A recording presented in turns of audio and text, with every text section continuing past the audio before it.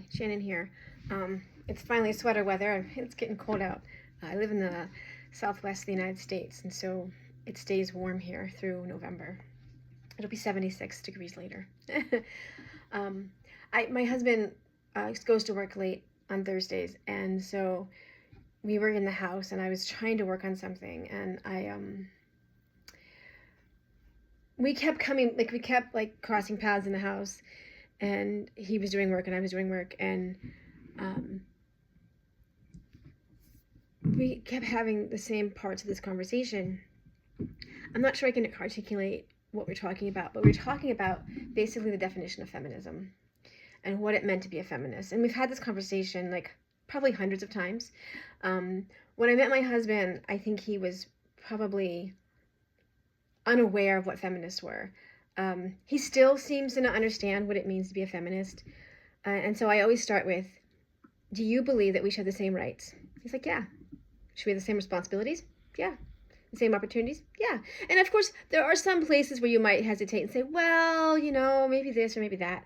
And I think like there can be those little spaces. But generally, the idea is, do you think that we should have basically, for the most part, the same rights and responsibilities? And he's like, yeah. And I'm like, welcome to the club, you're a feminist. And so, because that's what a feminist is. It's somebody who thinks that the genders should be able to be who they want to be, that they shouldn't be in some kind of box. And so, for a long time, we've talked about what toxic masculinity is. And so one of the things that we kind of connected on, like when we first met, something clicked for us. We were talking one day, and I had trouble with a bully at work, and it had something to do with that. I can't remember what. And I was doing something, and so my person I was seeing, now my husband, he was like, well, how very gender normative of you. And I was like, wow, you even know that. So I come from a very insular, toxic, rural white culture that was very misogynistic. And I know that they wouldn't think themselves that, but they just are. I mean, it's okay. And so when I moved away from that, it's like you don't know the limits of the box you live in until you leave it. And so like what you do is you ask a question. And so I think for some people this happens when they're very young. A good example would be someone that's gay. Like they realize something about themselves, and so it leads to questions, and they try to understand that and answer those questions. But every question they answer, it brings out more questions. It reveals more questions to ask. And so every time you do that, you step outside of that box. And so I was reading something yesterday, and it was talking about the man box. And I was talking to David about this, and there was this study done, and I read him some of the study questions to see what he thought about those things. And over the last few years, the answers to those questions has gone up about 10%. And it was basically, should men control their wife? Should they always know where they are? Things like that. And so that has increased over the last 5 to 10 years in American culture. And so David's like, every time you say box, I think of vagina. And I'm like, what? And I've never heard that as a reference. Apparently that's an old, and I looked it up, it's an archaic reference. And I'm like, okay, you're just an old man. But he's like, why don't you just call it patriarchy? Like, why call it a man box? I'm like, I don't know. It's just some people call it that. And so he also objects to the term toxic masculinity. He's like, he just says that's a stupid term. He's like, they shouldn't call it that. And he also argues against the word feminist. He's like, if they just think everybody should have equal rights and responsibilities and opportunities, he's like, they should just be humanist. And I'm like, well, they are. I'm like, I didn't label them. I didn't create the term feminist, and I didn't create the term toxic masculinity either. And so David and I have really struggled over the last 10 years because the way I would phrase it is that he has male privilege to not see the mess and not to know that like he doesn't he has done this though. He has made an appointment, but then he had to call me and I said, well, you know what? That's this other thing going on that day, which he didn't know that. So he had to call back and make a new, it was a whole it's a whole thing, right? It's just easier for me to do it, to make the appointments for the kids, right? Because I'm the one that's going to take them. But then he's not doing those things, and that creates a mental load for me that I have to keep track of those things. So I've been doing all the Christmas shopping, and I'm a huge Christmas fan. I am a magic maker, and it makes me so happy to be a magic maker. I got this from my mother. My mother shows love by buying you things. It makes her feel good to get you something that you need, and that's how she shows love. That's where that comes from for me. But for me, like that morning of Christmas, my kids, just the joy they have, I live for that. Like, I don't want to say I live for that all year long, but kind of. And so I started Christmas shopping in March because I knew the tariffs were going to be a big thing.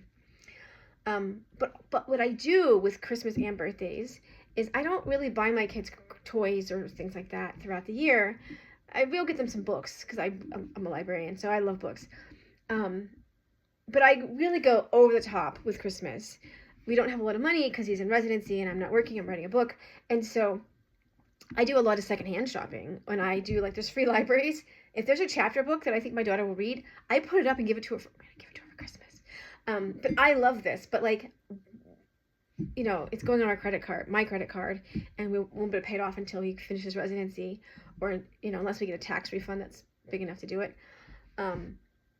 And so I feel this huge weight of like, oh my God, I'm just accruing more and more debt. And so it weighs on me. You know, it's a mental load that I am taking. You know, I love Christmas. I love magic making. But he doesn't do any of that. He doesn't care about that.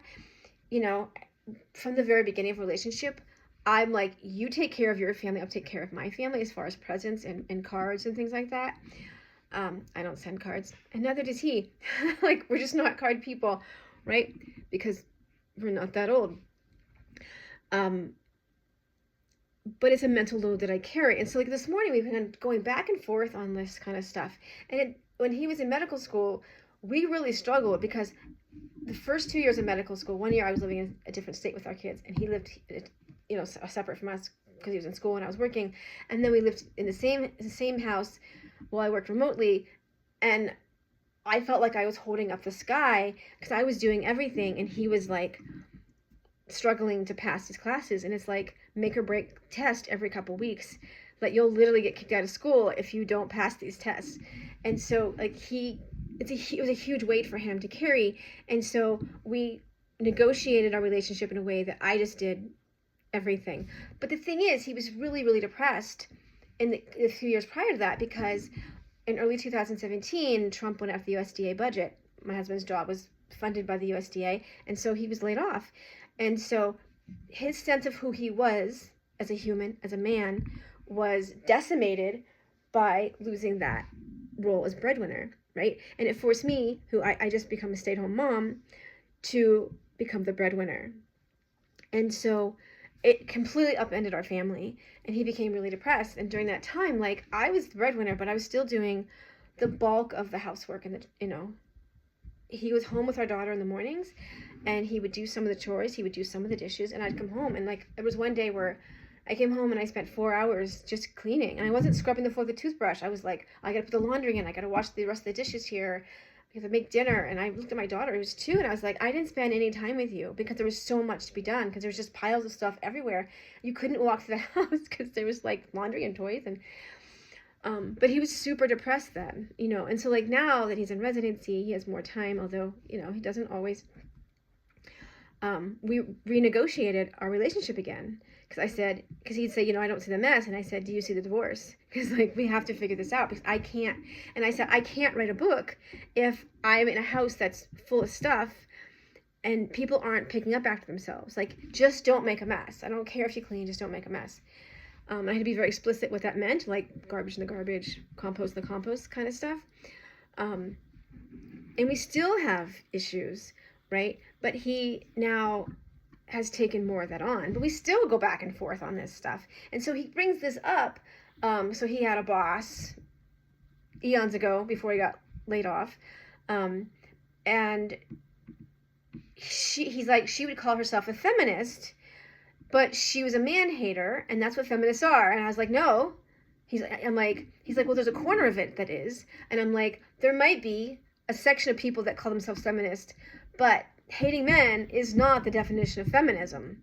That's not, you're not understanding that term. Like, that's not what that means.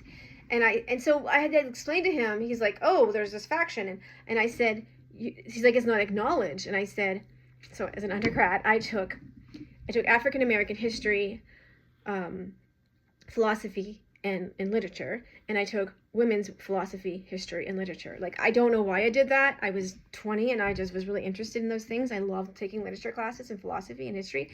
And so I did that. And guess what? You know what I learned in my feminism classes? Well, not feminism, the women's classes, right? You know, you're reading Betty Friedan and Gloria Steinem. I'm not sure I'm even saying her name right. You're reading those things, and guess what? When the suffrage movement happened, there was huge factions within that, and it was incredibly racist, right? And so I learned that taking those classes that studied those things, right?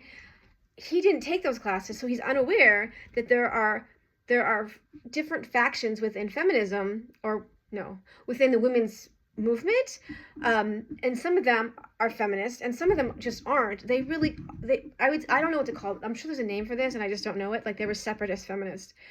They were like, I don't want anything to do with men. There are women like that. And the thing is, like, I totally get that, right? For some reason, like, my husband is not abusive, but all the men I've ever dated are on some level abusive. From somewhere like neglectful, selfish, low IQ kind of person to like outright physically abusive. And so I was around that a lot. But again, I was raised in a misogynist environment, so that seemed normal to me, and I didn't even question it. And so, like, there was this one day I was pregnant and I was going to the doctor, and he was trying to sort of fight with me. This is not my husband, this is somebody from my past. And I could feel that he was trying to sort of fight. And I realized by then that he was purposely starting fights with me before we went places because he wanted to make me look bad. Because I would get upset and I would be mad at him. He was trying to trigger me so that I would behave badly, I guess. But I knew he's trying to do this, and so I didn't take the bait. And it really made him angry, and I could see it made him angry. And so this happened. Our daughter is 25 years old. Yeah, I'm almost 50.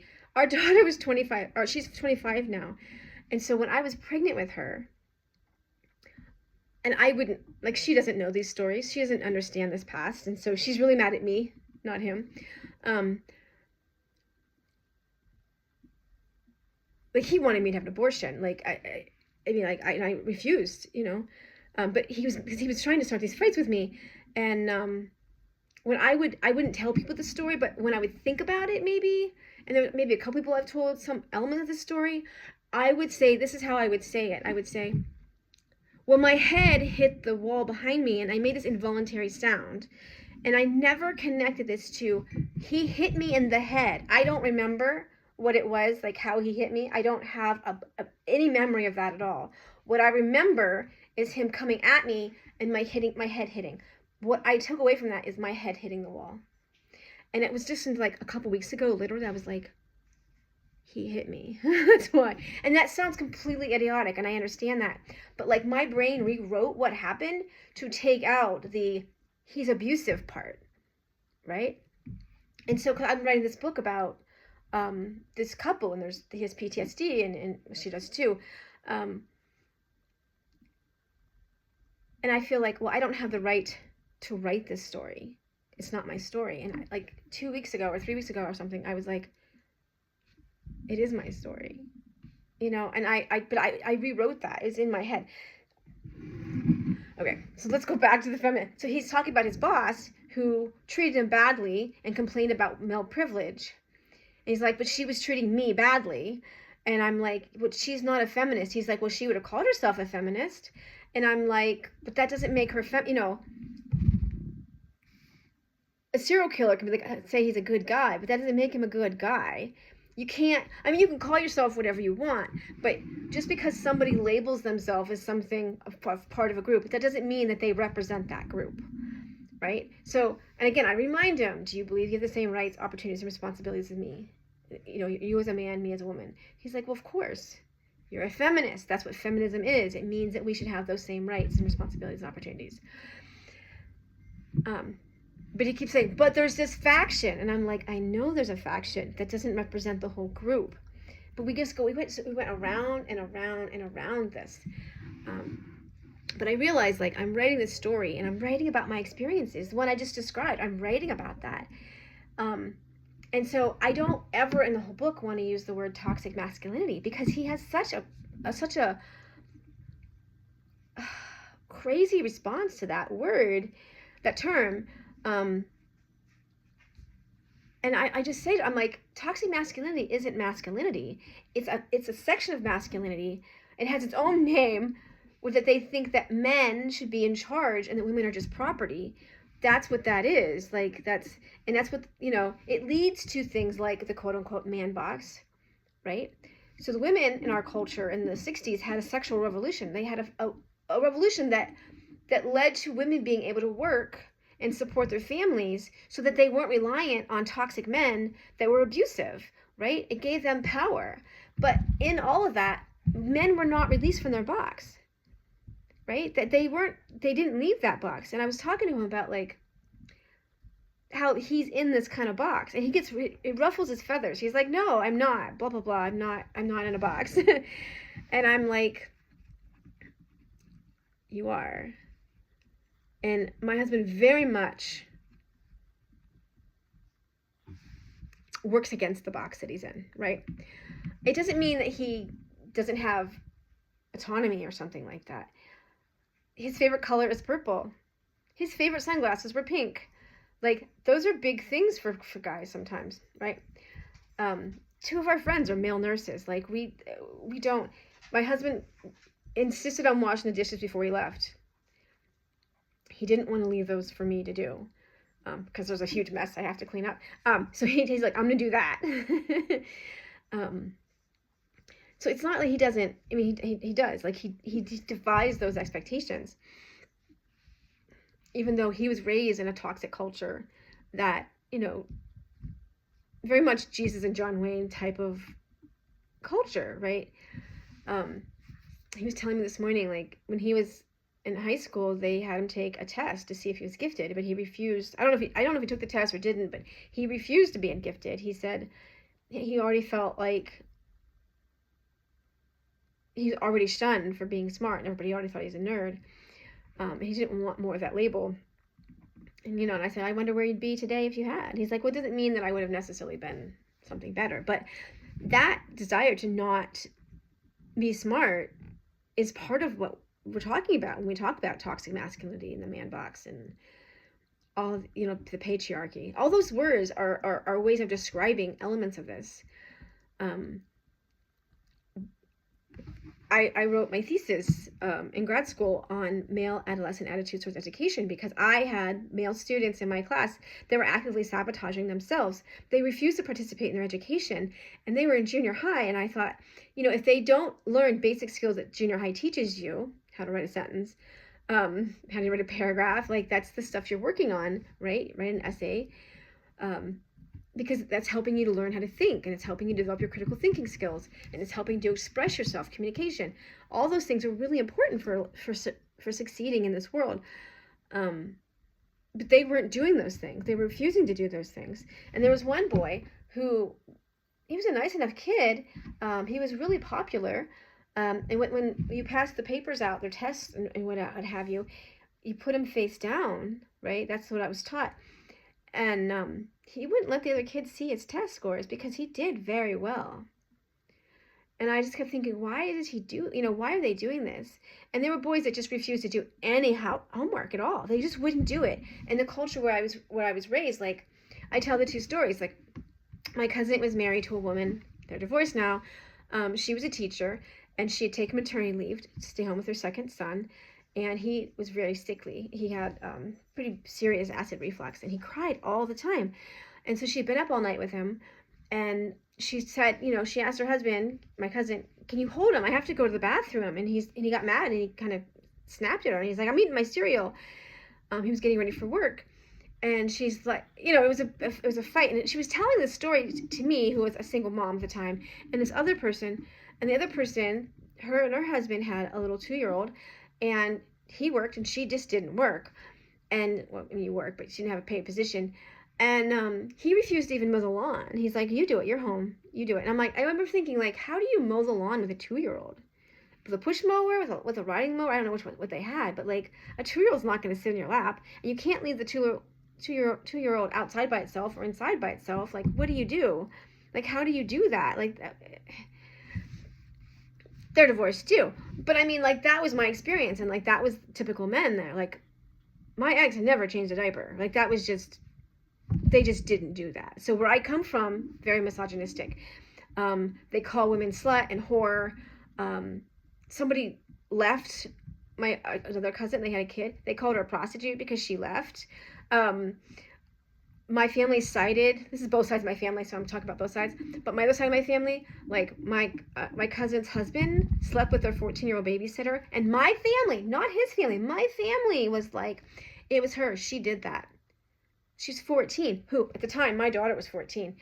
And I remember just sitting there thinking, like, what is wrong with you that you're blaming a 14-year-old child? If you have sex with a 14-year-old as an adult, that is rape. That child does not have the ability to consent. Like, we don't allow that. That is considered rape. Like, that's what the definition of that is.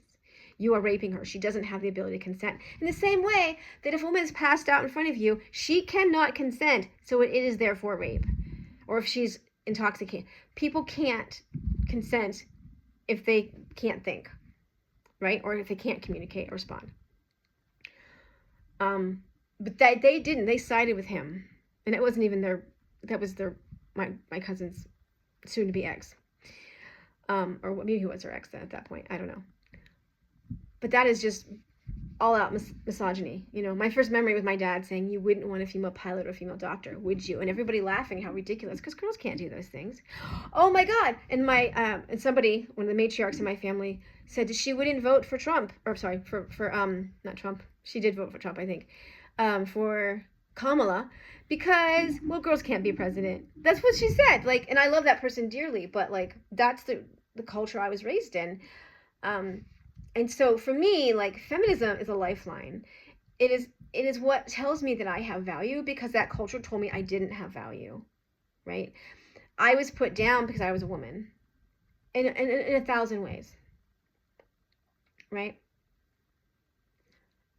You know, and like the men they would tease people, and they would put you down because you were a woman or because of this or that. I mean, like, very, very rigid boxes is what they lived in. So I'm trying to put all of this into my novel, and like it's exactly what I'm talking about, because the main character, the protagonist, she clearly has PTSD, and there's things that she does to try to help herself to get better, and so it's about that journey. But her partner, who is diagnosed with PTSD, she's undiagnosed. All the things that can help you, he refuses to do, because you can't ask for help. That's toxic masculinity. Don't ask for help. Don't show your emotions. Don't talk about your feelings. Don't talk about what happened to you. All those things. And I was telling my husband, I think it's really strange that the way I was raised in this very misogynistic, toxic environment, that's what I was taught too. And I'm not a man. I'm a woman, right? But as a teenager, I remember saying this, and it just stuck with me. Like, the only allowable emotion is anger, and it's not mine. That is toxic masculinity. If you can only express anger, you can't. My husband's like, well, what about laughing? I'm like, well, it's not they can't laugh, but it's the other emotions, right? He's like, well, laughing's joy. I'm like, maybe. But that's part of that culture, and it was something that I swam in, basically, growing up, and I lived there through a large portion of my adulthood. It was only that when I moved away and set a hard boundary, 27 hours, that I was able to get away from that and start to see the things, the toxic beliefs that I had been raised with. Like, there was one that I had until probably at least 30 years old, that I was completely unaware of, which was that if you couldn't afford to see a doctor, you didn't deserve to see one. And so that is very much embedded in rural culture. And so there's all these beliefs, and that's what the box is, right? So in a large extent, women have broken free of that box, right? Women wear pants now. My mom and my grandmothers weren't allowed to wear pants. They have jobs. Both my grandmothers had jobs. right? They broke that box, right? They weren't vacuuming pearls because they were poor and they needed to work. Like, we've done a lot of that work as a society, and there's this, it's a pendulum swing, right? So you think about society and how we swing this way, and the harder we swing in one direction, you think of Democrat, Republican, conservative, progressive, the harder you swing in one direction, the harder you swing back. And so we have really swung in the direction of having more equal rights for people of color, for women, and so forth. Gay people, whatever, whatever group of people that have been underprivileged for eons, they've gained a lot of rights. And now that pendulum is swinging back, and there's this backlash against that, that is intensifying the toxicity of what it means to be a man. So I often wonder, I can hear it now, men saying like, I'm not reading your book because you're a woman. What would you know? And I literally address that, because that's what he says about his experiences as a soldier. He's like, you weren't there, you wouldn't understand. And later on in the book, she says the same thing about some of her experience of her own. She's like, you can't understand what it was like for me. She says exactly what he said. And I think having that belief system, again, there are these weird things we aren't conscious of us believing about our gender, about our race, about whether or not you deserve medical care. There's all kinds of these things that are just kind of baked into the box that we inhabit. So I'm hopeful that that I get it right, I guess. I hope I can get it right. But like, having my husband, it's annoying. He's so annoying. Like, to tell me that feminists are bad. I'm like, that you don't understand that word. I have yet to convince him. He just doesn't like these words. Like, he doesn't like any of them. He doesn't agree with the patriarchy, right? He doesn't. But he does benefit from it. And it's hard to hear that you benefit from something. And I think that's something, take that a little further. Where I come from, I was just saying this the other day, like, I grew up in a homogenous place where I used to joke that the diversity was the Catholic family, right? There were people of color, but they were so far and so few and far apart that they both stood out and were also invisible. Does that make sense?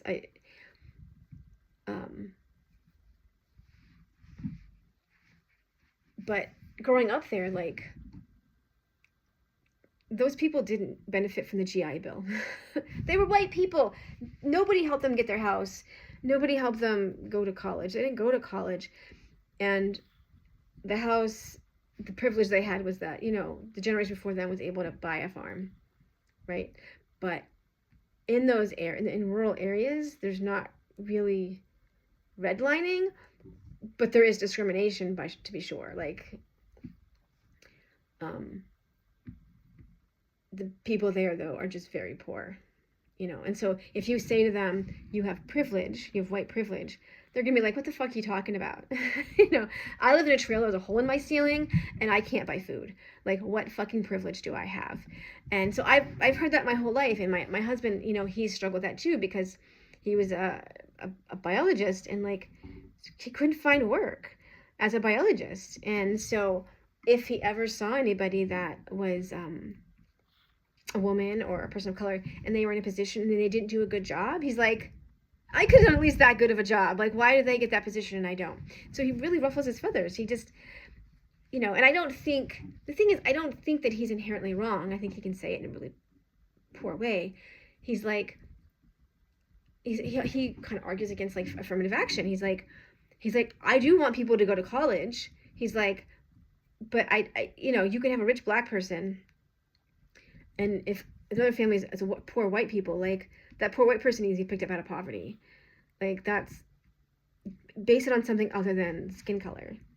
Fine, but how do you do that? Because then, like, you just have the rich family that says that their rich kid's son lives with their poor uncle, and then they get help, right? Like, there's just workarounds. And I guess what I'd say is that everybody's trying to go to college. If you can show merit, you should be able to go to college for free.